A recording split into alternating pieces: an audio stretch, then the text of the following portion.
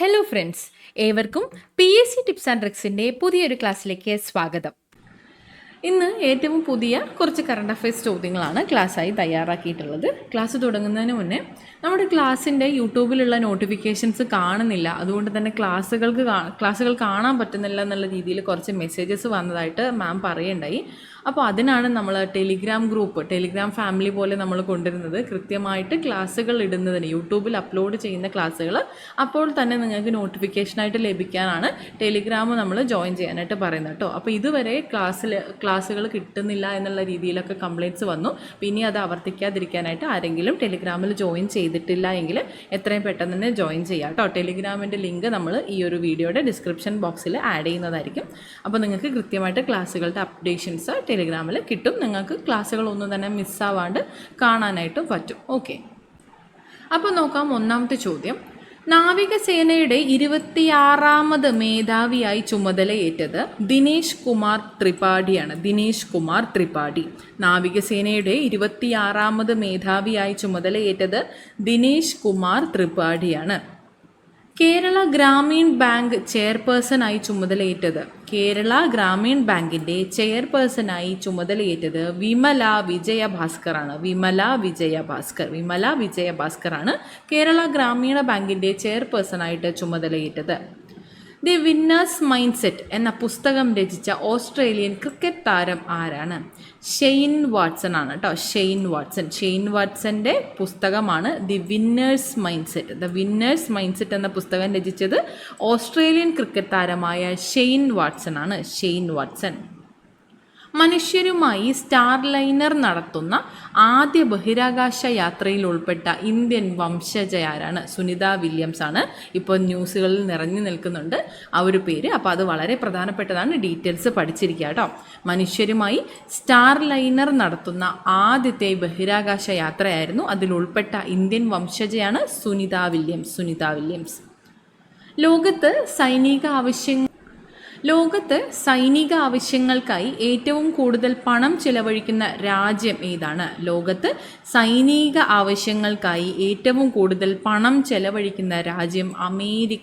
അമേരിക്കയാണ്. ലോകത്ത് ഏറ്റവും കൂടുതൽ പണം സൈനിക ആവശ്യങ്ങൾക്കായിട്ട് ചെലവഴിക്കുന്ന രാജ്യം ഏതാണ്?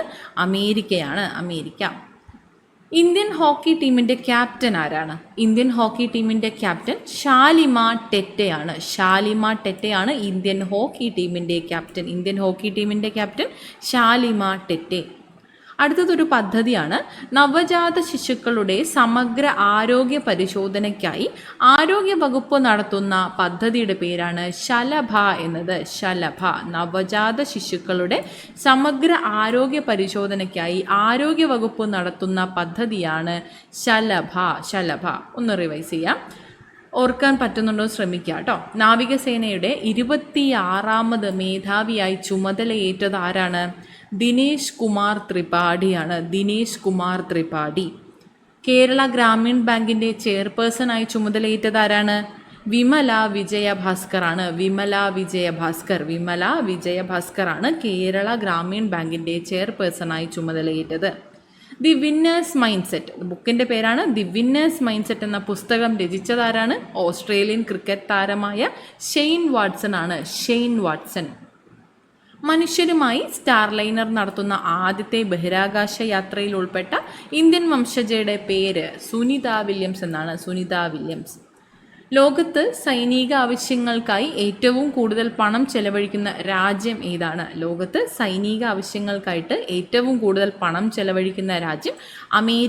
അമേരിക്ക. ഇന്ത്യൻ ഹോക്കി ടീമിൻ്റെ ക്യാപ്റ്റൻ ഷാലിമ ടെറ്റെ. ആരാണ്? ഷാലിമ ടെറ്റെയാണ്. നവജാത ശിശുക്കളുടെ സമഗ്ര ആരോഗ്യ പരിശോധനയ്ക്കായി ആരോഗ്യ വകുപ്പ് ആരംഭിച്ച പദ്ധതിയുടെ പേരാണ് ശലഭ പദ്ധതി. അടുത്തത്, കേന്ദ്ര കാലാവസ്ഥാ വകുപ്പിൻ്റെ ഉഷ്ണതരംഗ മാപ്പിൽ അടുത്തിടെ ഒരു ഇന്ത്യൻ സംസ്ഥാനം ഉൾപ്പെട്ടു. ആ ഒരു സംസ്ഥാനം ഏതാണെന്നാണ് ചോദ്യം. കേന്ദ്ര കാലാവസ്ഥാ വകുപ്പിൻ്റെ ഉഷ്ണതരംഗ മാപ്പിൽ അടുത്തിടെ ഉൾപ്പെട്ട സംസ്ഥാനം നമ്മുടെ കേരളമാണ്. കേന്ദ്ര കാലാവസ്ഥാ വകുപ്പിൻ്റെ ഉഷ്ണതരംഗ മാപ്പിൽ ഉൾപ്പെട്ട സംസ്ഥാനം ഏതാണ്? കേരളം. ഏതു രാജ്യത്തിൻ്റെ തദ്ദേശീയ വിമാനവാഹിനി കപ്പലാണ് ഫുജിയാൻ എന്നത്? ഫുജിയാൻ ഏത് രാജ്യത്തിൻ്റെ തദ്ദേശീയ വിമാനവാഹിനി കപ്പലാണ്? ഫുജിയാൻ എന്ന് പേര് കേൾക്കുമ്പോൾ ജപ്പാനാണെന്ന് തോന്നിയേക്കാം, പക്ഷേ ചൈനയാണ് ആൻസർ. ചൈനയാണ് ഫുജിയാൻ എന്ന വിമാനവാഹിനി കപ്പൽ തദ്ദേശീയമായി തയ്യാറാക്കിയിട്ടുള്ളത്. 2024 ലോക പത്രസ്വാതന്ത്ര്യ ദിന സമ്മേളനത്തിന് ആതിഥേയത്വം വഹിക്കുന്നത് ആരാണ്? ആതിഥേയത്വം വഹിച്ചത് ചിലിയാണ് കേട്ടോ. ചിലി 2024 ലോക പത്രസ്വാതന്ത്ര്യ ദിന സമ്മേളനത്തിന് ആതിഥേയത്വം വഹിച്ചത് ചിലിയാണ്. ചിലി 2024 ലോക പത്രസ്വാതന്ത്ര്യ ദിനത്തിൻ്റെ സമ്മേളനത്തിന് ആതിഥേയത്വം വഹിച്ചത് ചിലിയാണ്. സത്യജിത്ത് റേ ഫിലിം സൊസൈറ്റിയുടെ 8ാമത് പുരസ്കാരം ലഭിച്ചത് ആർക്കാണ്? സത്യജിത്ത് സാഹിത്യ പുരസ്കാരം ലഭിച്ചത് പ്രഭാവർമ്മയ്ക്കാണ്. പ്രഭാവർമ്മ. സത്യജിത്ത് റേ ഫിലിം സൊസൈറ്റിയുടെ 8ാമത് സത്യജിത്ത് സാഹിത്യ പുരസ്കാരം ലഭിച്ചത് ആർക്കാണ്? പ്രഭാവർമ്മയ്ക്കാണ്. സത്യജിത്ത് സാഹിത്യ പുരസ്കാരം ലഭിച്ചത് പ്രഭാവർമ്മ. 2024 ICC വനിതാ 2020 ക്രിക്കറ്റിന് വേദിയാകുന്ന രാജ്യം ഏതാണ്? 2024 ICC വനിതാ 2020 ക്രിക്കറ്റിന് വേദിയാകുന്നത് ബംഗ്ലാദേശാണ് കേട്ടോ. ബംഗ്ലാദേശാണ് 2024 ICC വനിതാ 2020 ക്രിക്കറ്റിന് വേദിയാകുന്നത് എവിടെയാണ്? ബംഗ്ലാദേശാണ്. അടുത്തത്, പ്രഥമ മാമുക്കോയ പ്രതിഭാ പുരസ്കാരത്തിന് അർഹനായത്? ഒന്നാമത്തെ അവാർഡാണ് മാമുക്കോയ പ്രതിഭാ പുരസ്കാരം ആദ്യമായി നേടിയതാരാണ്? ഹരിഹരനാണ്. ഹരിഹരൻ. പ്രഥമ മാമുക്കോയ പ്രതിഭാ പുരസ്കാരത്തിന് അർഹനായത് ഹരിഹരനാണ്. ഹരിഹരൻ. ഇപ്പോൾ റിവൈസ് ചെയ്യാം. കേന്ദ്ര കാലാവസ്ഥാ വകുപ്പിൻ്റെ ഉഷ്ണതരംഗ മാപ്പിൽ അടുത്തിടെ ഉൾപ്പെട്ട സംസ്ഥാനം ഏതാണ്? കേരളമാണ്. കേരളം. ഏത് രാജ്യത്തിൻ്റെ തദ്ദേശീയ വിമാനവാഹിനി കപ്പലാണ് ഫുജിയാൻ എന്നത്? ഫുജിയാൻ ചൈനയുടേതാണ്. ചൈന പൂർണ്ണമായും തദ്ദേശീയമായി നിർമ്മിച്ച അത്യാധുനിക വിമാനവാഹിനി കപ്പലാണ് ഫുജിയാൻ എന്നത്. ഫുജിയാൻ ചൈനയുടേതാണ്. 2024 ലോക പത്രസ്വാതന്ത്ര്യ ദിന സമ്മേളനത്തിന് ആതിഥേയത്വം വഹിക്കുന്നത് ചിലിയാണ്. ചിലി. സത്യജിത്ത് റേ ഫിലിം സൊസൈറ്റിയുടെ 8ാമത് സത്യജിത്ത് സാഹിത്യ പുരസ്കാരം ലഭിച്ചതാർക്കാണ്? പ്രഭാവർമ്മയ്ക്കാണ്. പ്രഭാവർമ്മ. 2024 ICC വനിതാ 2020 ക്രിക്കറ്റിന് വേദിയാകുന്ന രാജ്യം ബംഗ്ലാദേശാണ്. പ്രഥമ മാമുക്കോയ പ്രതിഭാ പുരസ്കാരത്തിന് അർഹനായത് ഹരിഹരനാണ്. ഹരിഹരൻ.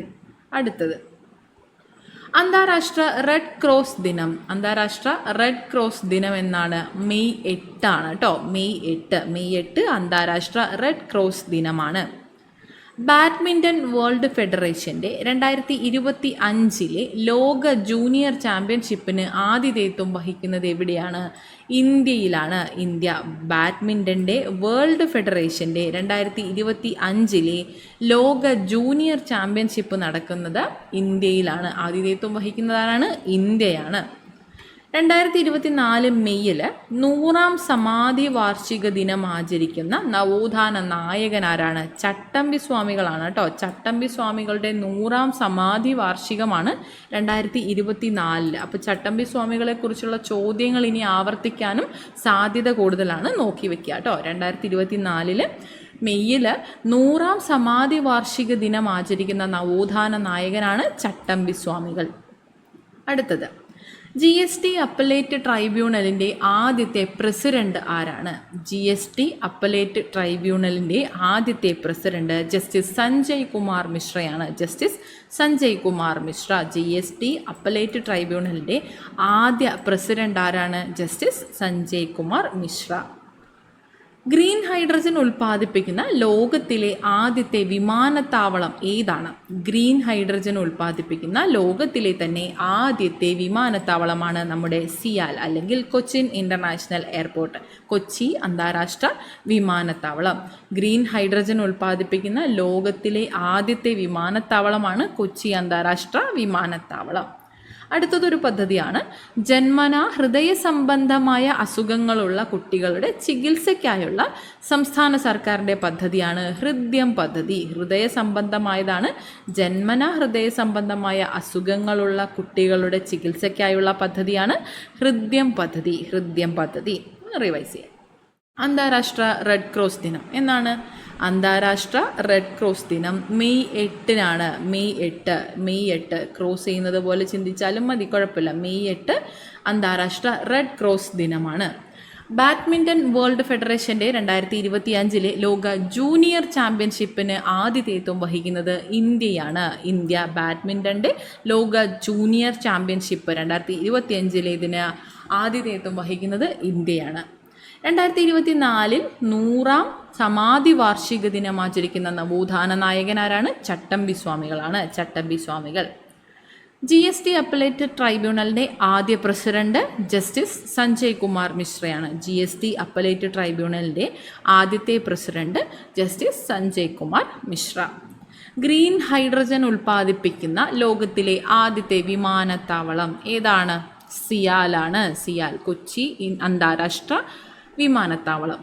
ജന്മന ഹൃദയ സംബന്ധമായ അസുഖങ്ങളുള്ള കുട്ടികളുടെ ചികിത്സയ്ക്കായുള്ള സംസ്ഥാന സർക്കാരിൻ്റെ പദ്ധതിയുടെ പേര് എന്താണ്? ഹൃദ്യം പദ്ധതി. ഇത് കൂടെ റീകളക്ട് ചെയ്യാനായിട്ട് പറ്റുന്നുണ്ടോ?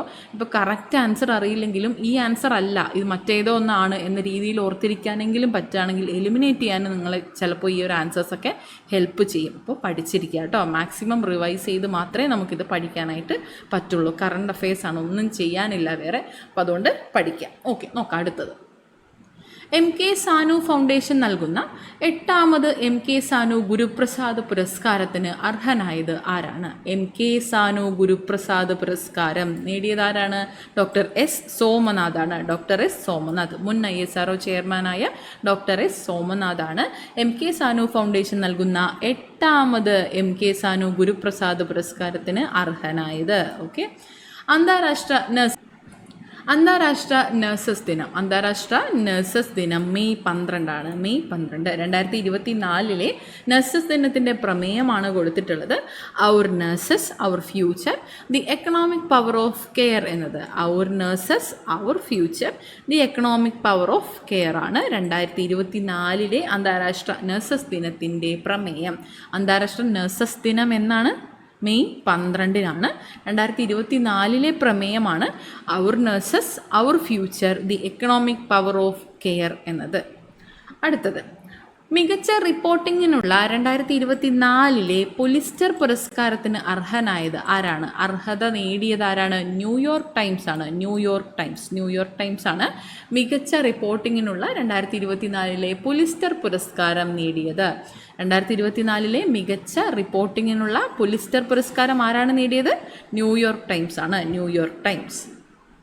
എയർ ഇന്ത്യയുടെ ആഗോള സോഫ്റ്റ്വെയർ വികസന കേന്ദ്രം നിലവിൽ വരുന്നത് എവിടെയാണ്? എയർ ഇന്ത്യയുടെ ആഗോള സോഫ്റ്റ്വെയർ വികസന കേന്ദ്രം നിലവിൽ വരുന്നത് കൊച്ചിയിലാണ്.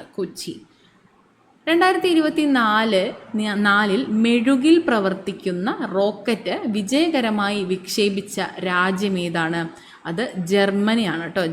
മെഴുകിൽ പ്രവർത്തിക്കുന്ന റോക്കറ്റ് വിജയകരമായി വിക്ഷേപിച്ച രാജ്യമാണ് ജർമ്മനി. 2024 മെഴുകിൽ പ്രവർത്തിക്കുന്ന റോക്കറ്റ് വിജയകരമായി വിക്ഷേപിച്ച രാജ്യം ജർമ്മനിയാണ്.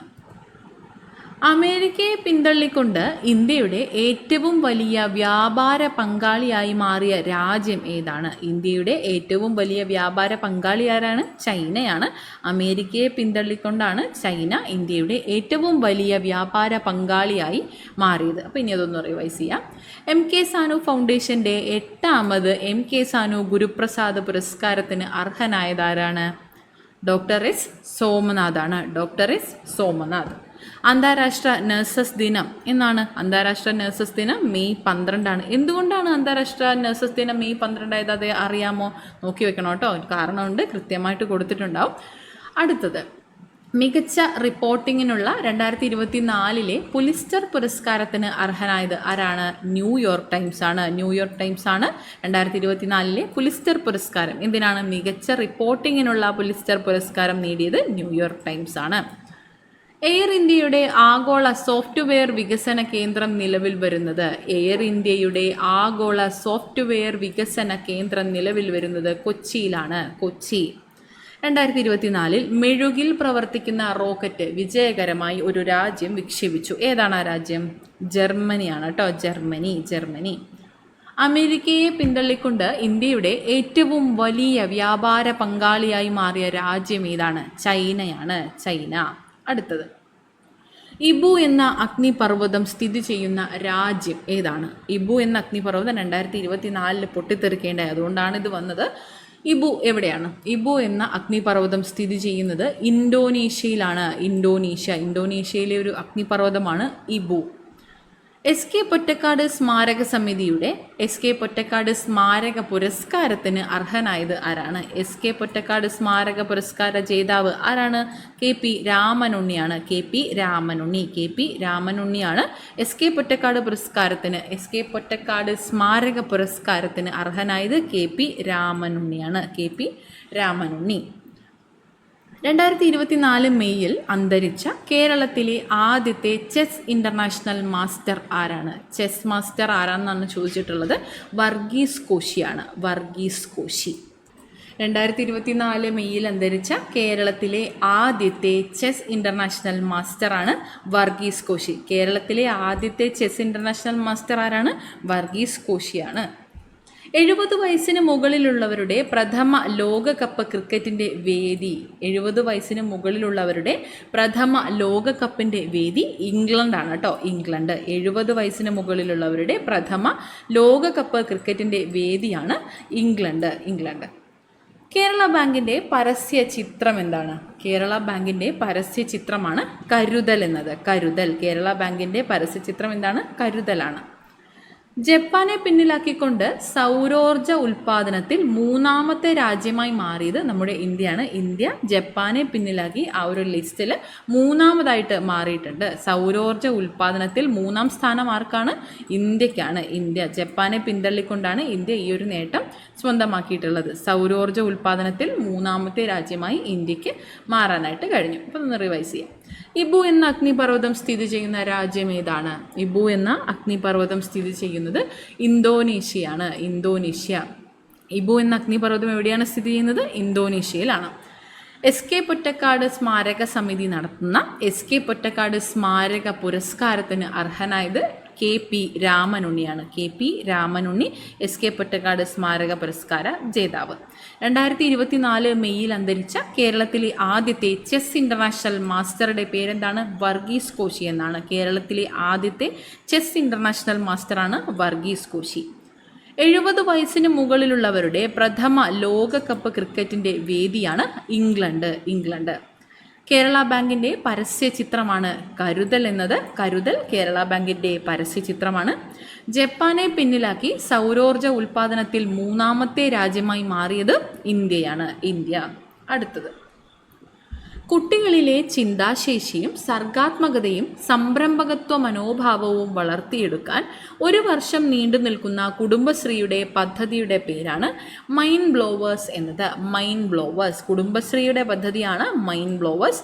കുട്ടികളിലെ ചിന്താശേഷിയും സർഗാത്മകതയും സംരംഭകത്വ മനോഭാവവും വളർത്തിയെടുക്കുന്നതിന് വേണ്ടിയിട്ട് 1 വർഷത്തോളം നീണ്ടു നിൽക്കുന്ന ഒരു പദ്ധതിയാണ് കുടുംബശ്രീ കൊണ്ടുവന്നിട്ടുള്ളത്. അതിൻ്റെ പേരാണ് മൈൻഡ് ബ്ലോവേഴ്സ് എന്നത്.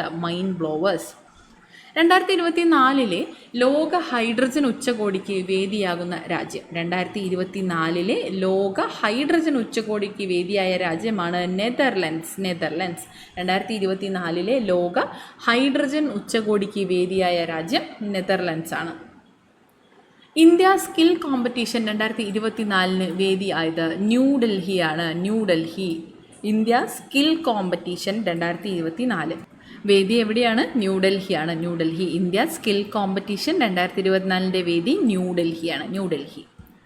കേരളത്തിലെ ആദ്യ palliative care treatment support unit നിലവിൽ വന്നത് എവിടെയാണ്? കേരളത്തിലെ തന്നെ ആദ്യത്തെ palliative care treatment support unit നിലവിൽ വന്നത് കൊല്ലം ജില്ലയിലാണ്.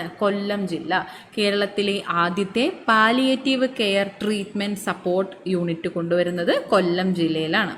2024 പൊട്ടറ്റോ ഫെസ്റ്റിവൽ ആഘോഷിച്ച ഇന്ത്യൻ സംസ്ഥാനം ഏതാണ്? നാഗാലാൻഡാണ് കേട്ടോ. Potato festival Nagaland. 2024 potato festival ആഘോഷിച്ചത് നാഗാലാൻഡാണ്. Potato festival Nagaland. പാരീസ് ഒളിമ്പിക്സിന് യോഗ്യത നേടിയ ഇന്ത്യൻ ഗോൾഫ് താരം ആരാണ്? പാരീസ് ഒളിമ്പിക്സിലേക്ക് യോഗ്യത നേടിയ ഇന്ത്യൻ ഗോൾഫ് താരമാണ് ദീക്ഷ ദാഗർ. ദീക്ഷ ദാഗർ ഏത് കായിക ഇനവുമായി ബന്ധപ്പെട്ടിരിക്കുന്നു എന്ന് ചോദിക്കുകയാണെങ്കിൽ ഗോൾഫ് താരമാണ് ഇദ്ദേഹം. ദീക്ഷ ദാഗർ ഒരു ഗോൾഫ് താരമാണ്. പാരീസ് ഒളിമ്പിക്സിലേക്ക് യോഗ്യത നേടിയ ഇന്ത്യൻ ഗോൾഫ് താരമാണ് ദീക്ഷ ദാഗർ. ഇനി ഇതൊന്ന് റിവൈസ് ചെയ്യാം. കുട്ടികളിലെ ചിന്താശേഷിയും സർഗാത്മകതയും സംരംഭകത്വ മനോഭാവവും വളർത്തിയെടുക്കുന്നതിനായിട്ട് 1 വർഷം നീണ്ടു നിൽക്കുന്ന കുടുംബശ്രീയുടെ പദ്ധതിയാണ് മൈൻഡ് ബ്ലോവേഴ്സ് എന്നത്. മൈൻഡ് ബ്ലോവേഴ്സ് 2024 ലോക ഹൈഡ്രജൻ ഉച്ചകോടിയുടെ വേദി എവിടെയാണ്? നെതർലൻഡ്സ്. ഇന്ത്യ സ്കിൽ കോമ്പറ്റീഷൻ 2024 വേദി. ഇന്ത്യ സ്കിൽ കോമ്പറ്റീഷൻ 2024 വേദി എവിടെയാണ്? ന്യൂഡൽഹി. കേരളത്തിലെ ആദ്യത്തെ palliative care treatment support unit നിലവിൽ വന്നത് കൊല്ലം ജില്ലയിലാണ്. കൊല്ലം ജില്ല 2024 പൊട്ടറ്റോ ഫെസ്റ്റിവൽ ആഘോഷിച്ച ഇന്ത്യൻ സംസ്ഥാനത്തിൻ്റെ പേര് നാഗാലാൻഡ് എന്നാണ്. നാഗാലാൻഡ്. പാരീസ് ഒളിമ്പിക്സിന് യോഗ്യത നേടിയ ഇന്ത്യൻ ഗോൾഫ് താരമാണ് ദീക്ഷ ദാഗർ. അടുത്തത് 2027 ഫിഫ വനിതാ ലോകകപ്പിന് ആതിഥേയത്വം വഹിക്കുന്ന രാജ്യം ഏതാണ്? 2027 വർഷം ശ്രദ്ധിക്കണം. 2027 ഫിഫ വനിതാ ലോകകപ്പിന് ആതിഥേയത്വം വഹിക്കുന്ന രാജ്യമാണ് ബ്രസീൽ. 2024 പാർലമെൻറ്റിൻ്റെ സുരക്ഷാ ചുമതല ഏറ്റെടുത്ത ഇന്ത്യൻ സേനാ വിഭാഗം ഏതാണ്? 2024 പാർലമെൻറ്റിൻ്റെ സുരക്ഷാ ചുമതല ഏറ്റെടുത്തത് CISF ആണ്. സെൻട്രൽ ഇൻഡസ്ട്രിയൽ സെക്യൂരിറ്റി ഫോഴ്സ് ആണ് CISF. 2024 പാർലമെൻറ്റിൻ്റെ സുരക്ഷാ ചുമതല ഏറ്റെടുത്ത ഇന്ത്യൻ സേനാ വിഭാഗമാണ് CISF അല്ലെങ്കിൽ സെൻട്രൽ ഇൻഡസ്ട്രിയൽ സെക്യൂരിറ്റി ഫോഴ്സ്. മുൻ മുഖ്യമന്ത്രി EK നായനാരുടെ പേരിലുള്ള മ്യൂസിയം എവിടെയാണ് സ്ഥിതി ചെയ്യുന്നത്? EK നായനാർ മ്യൂസിയം സ്ഥിതി ചെയ്യുന്നത് കണ്ണൂർ ജില്ലയിലെ ബർണശ്ശേരിയിലാണ്. മുൻ മുഖ്യമന്ത്രിയായ EK നായനാരുടെ പേരിലുള്ള മ്യൂസിയം സ്ഥിതി ചെയ്യുന്നത്. EK നായനാർ മ്യൂസിയം സ്ഥിതി ചെയ്യുന്നത് കണ്ണൂർ ജില്ലയിലെ ബർണശ്ശേരിയിലാണ്. രാജ്യത്തെ വലിയ 3ാമത്തെ റെയിൽവേ ടണൽ നിലവിൽ വരുന്നത് എവിടെയാണ്? രാജ്യത്തെ 3ാമത്തെ വലിയ റെയിൽവേ ടണൽ നിലവിൽ വരുന്നത് വിഴിഞ്ഞത്താണ്. ഇന്ത്യയിലെ വലിയ 3ാമത്തെ റെയിൽവേ ടണൽ നിലവിൽ വരുന്നത് വിഴിഞ്ഞത്താണ്.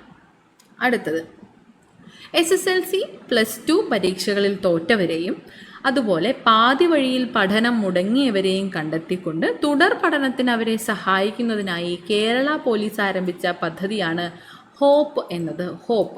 SSLC +2 പരീക്ഷകളിൽ തോറ്റവരെയും പാതി വഴിയിൽ പഠനം മുടങ്ങിയവരെയും കണ്ടെത്തി അവരെ തുടർ പഠനത്തിന് സഹായിക്കുന്ന കേരള പോലീസിൻ്റെ പദ്ധതിയാണ് ഹോപ്പ് പദ്ധതി. 2024 ജൂൺ 2ാം വാരം മുതൽ രജിസ്ട്രേഷൻ ഇടപാടുകൾക്കെല്ലാം സ്റ്റാമ്പ് നിർബന്ധമാക്കുന്ന സംസ്ഥാനം ഏതാണ്?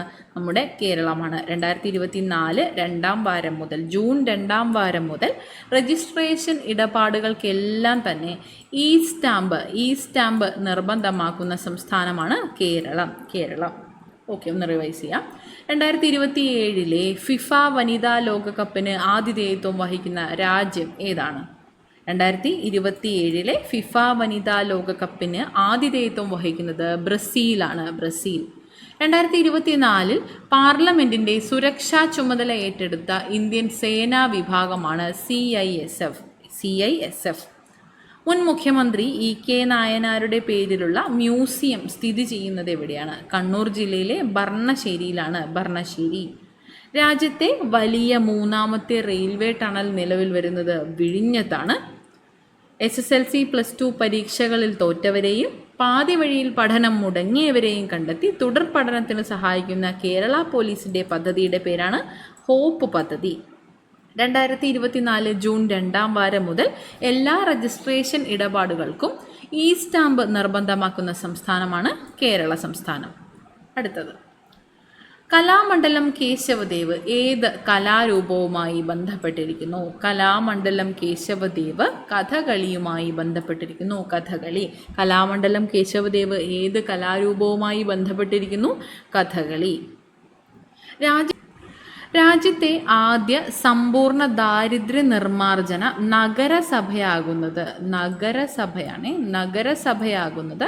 കൊട്ടാരക്കരയാണ്. കൊല്ലം ജില്ലയിലെ കൊട്ടാരക്കരയാണ്. രാജ്യത്തെ ആദ്യത്തെ സമ്പൂർണ്ണ ദാരിദ്ര്യ നിർമ്മാർജ്ജന നഗരസഭയാണ് കൊട്ടാരക്കര. കൊട്ടാരക്കര കൊല്ലമാണ്. രാജ്യത്തെ ആദ്യത്തെ സമ്പൂർണ്ണ ദാരിദ്ര്യ നിർമ്മാർജ്ജന നഗരസഭ കൊട്ടാരക്കര കൊല്ലം. കേന്ദ്ര സംസ്ഥാന സർക്കാരുകളുടെ സംയുക്ത ആരോഗ്യ ചികിത്സാ സഹായ പദ്ധതിയുടെ പേരാണ് കാസ്പ് എന്നത്. KASP കാസ്പ്. കേന്ദ്ര സംസ്ഥാന സർക്കാരുകളുടെ സംയുക്ത ആരോഗ്യ ചികിത്സാ സഹായ പദ്ധതിയാണ് കാസ്പ് പദ്ധതി. പ്രഥമ മാധവിക്കുട്ടി പുരസ്കാരത്തിന് അർഹയായത് KR മീരയാണ്. പ്രഥമ മാധവിക്കുട്ടി പുരസ്കാരത്തിന് അർഹയായത് KR മീരയാണ്. ആദ്യത്തെ മാധവിക്കുട്ടി പുരസ്കാര ജേതാവ് ആരാണ്? KR മീരയാണ്. KR മീര. അടുത്തിടെ 900 വർഷം പഴക്കമുള്ള ചാലൂക്യ ലിഖിതം കണ്ടെത്തിയ ഗംഗാപുരം എന്നത് ഏത് സംസ്ഥാനത്താണെന്ന് ചോദിച്ചാൽ ആൻസർ തെലങ്കാന എന്നാണ്. തെലങ്കാന. 900 വർഷം പഴക്കമുള്ള ചാലൂക്യ ലിഖിതങ്ങൾ ഗംഗാപുരത്ത് നിന്ന് കണ്ടെത്തുകയുണ്ടായി. ഗംഗാപുരം എവിടെയാണ്? തെലങ്കാനയിലാണ്. തെലങ്കാന. പഠന നിലവാരത്തിൽ പിന്നിലുള്ള കുട്ടികളെ കണ്ടെത്തി അവരുടെ വീടുകളിലെത്തി അധ്യാപകർ പിന്തുണ നൽകുന്ന പദ്ധതിയാണ് വീട്ടുമുറ്റത്തെ വിദ്യാലയം എന്നത്. പഠന നിലവാരത്തിൽ പിന്നിലുള്ള കുട്ടികളെ വീട്ടിലെത്തി അധ്യാപകർ പിന്തുണ നൽകുന്ന പദ്ധതിയുടെ പേരാണ് വീട്ടുമുറ്റത്തെ വിദ്യാലയം. നോക്കാം. കലാമണ്ഡലം കേശവദേവ് ഏത് കലാരൂപവുമായി ബന്ധപ്പെട്ടിരിക്കുന്നു? കഥകളിയാണ് കേട്ടോ. കഥകളി. രാജ്യത്തെ ആദ്യത്തെ സമ്പൂർണ്ണ ദാരിദ്ര്യ നിർമ്മാർജ്ജന നഗരസഭയാകുന്നത് കൊട്ടാരക്കര നഗരസഭയാണ്, കൊല്ലം ജില്ല. കേന്ദ്ര സംസ്ഥാന സർക്കാരുകളുടെ സംയുക്ത ആരോഗ്യ ചികിത്സാ പദ്ധതിയാണ് കാസ്പ് പദ്ധതി. പ്രഥമ മാധവിക്കുട്ടി പുരസ്കാരത്തിന് അർഹയായത് ആരാണ്? KR മീരയാണ്. KR മീര. അടുത്തിടെ 900 വർഷം പഴക്കമുള്ള ചാലൂക്യ ലിഖിതം കണ്ടെത്തിയ ഗംഗാപുരം ഏത് സംസ്ഥാനത്താണ്? ഗംഗാപുരമുള്ളത് തെലങ്കാന സംസ്ഥാനത്താണ്. തെലങ്കാന. പഠന നിലവാരത്തിൽ പിന്നിലുള്ള കുട്ടികളെ വീട്ടിലെത്തി അധ്യാപകർ പിന്തുണ നൽകുന്ന പദ്ധതിയാണ് വീട്ടുമുറ്റത്തെ വിദ്യാലയം. അടുത്തത്. ലോകത്തിലെ ആദ്യത്തെ ഓം ആകൃതിയിലുള്ള ക്ഷേത്രം നിർമ്മിച്ചത് എവിടെയാണ്? ലോകത്തിലെ തന്നെ ആദ്യത്തെ ഓം ആകൃതിയിലുള്ള ക്ഷേത്രം പാലിയിലാണ്. പാലി രാജസ്ഥാനാണ് കേട്ടോ. പാലിയിലാണ്, രാജസ്ഥാൻ. ലോകത്തിലെ ആദ്യത്തെ ഓം ആകൃതിയിലുള്ള ക്ഷേത്രം എവിടെയാണ്? രാജസ്ഥാനാണ്. കൃത്യമായി പറയുകയാണെങ്കിൽ പാലി എവിടെയാണ്? രാജസ്ഥാനാണ്. കണക്റ്റഡ് ആയിട്ട് ഓർത്തിരിക്കും. കേരളത്തിൽ തുമ്പികളുടെ വൈവിധ്യം ഏറ്റവും കൂടുതലുള്ള സംരക്ഷിത മേഖലയാണ് ചെന്തുരുണി. കേരളത്തിൽ തുമ്പികളുടെ വൈവിധ്യം ഏറ്റവും കൂടുതലുള്ളത് ചെന്തുരുണിയിലാണ്. ഇന്ത്യയുമായി പ്രതിരോധ കരാറിൽ ഏർപ്പെട്ട ആദ്യ കരീബിയൻ രാജ്യം ഏതാണ്? ആദ്യ കരീബിയൻ രാജ്യമാണ് ഗയാന. ആദ്യത്തെ കരീബിയൻ രാജ്യമാണ് ഗയാന. ഇന്ത്യയുമായി പ്രതിരോധ കരാറിൽ ഏർപ്പെട്ട ആദ്യത്തെ കരീബിയൻ രാജ്യം ഏതാണ്? ഗയാന. പക്ഷികളും ഒരു മനുഷ്യനും എന്ന കൃതിയുടെ രചയിതാവ് ആരാണ്? പക്ഷികളും ഒരു മനുഷ്യനും എന്ന കൃതി രചിച്ചത് സുരേഷ് ഇളമൻ ആണ്. പക്ഷികളും ഒരു മനുഷ്യനും എന്ന കൃതിയുടെ രചയിതാവ് സുരേഷ് ഇളമൻ ആണ്. കേരളത്തിലെ ആദ്യത്തെ ഡെസ്റ്റിനേഷൻ റെസ്റ്റോറൻറ്റ് എവിടെയാണ്? കേരളത്തിലെ ആദ്യത്തെ ഡെസ്റ്റിനേഷൻ റെസ്റ്റോറൻറ്റ് നിലവിൽ വന്ന ജില്ലയാണ് കൊല്ലം ജില്ല. കേരളത്തിലെ തന്നെ ആദ്യത്തെ ഡെസ്റ്റിനേഷൻ റെസ്റ്റോറൻറ്റ് നിലവിൽ വന്നത് കൊല്ലം ജില്ലയിലാണ്. ഓക്കെ, റിവൈസ് ചെയ്യാം. ലോകത്തിലെ ആദ്യത്തെ ഓം ആകൃതിയിലുള്ള ക്ഷേത്രം നിർമ്മിച്ചത് എവിടെയാണ്? രാജസ്ഥാനിലാണ്. സ്ഥലം പാലിയാണ്. പാലി എവിടെയാണ്? രാജസ്ഥാനാണ്.